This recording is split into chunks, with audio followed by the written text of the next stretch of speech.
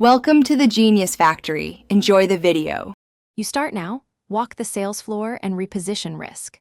Once done, greet every customer quickly. This prevents casual theft and signals attention.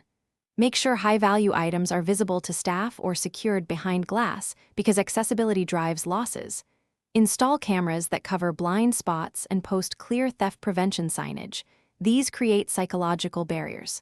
Finally, assign a staff member to monitor the entrance during peak hours. This simple step immediately reduces opportunity and sets the tone for operational control. Once basic deterrents are active, tighten operations. You need clear policies. Require manager approval and ID for returns or discounts above $100 because weak return rules create exploitation. Make inventory cycle counts weekly for high-risk SKUs, then review variance percentages to spot patterns.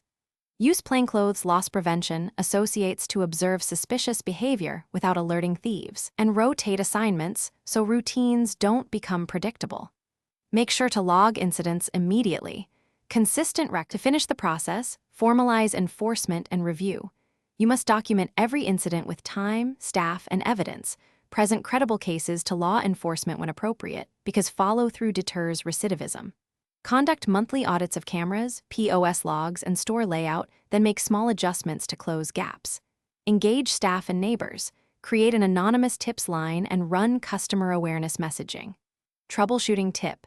If incidents persist, escalate to an external loss prevention consultant for a 72-hour focused assessment.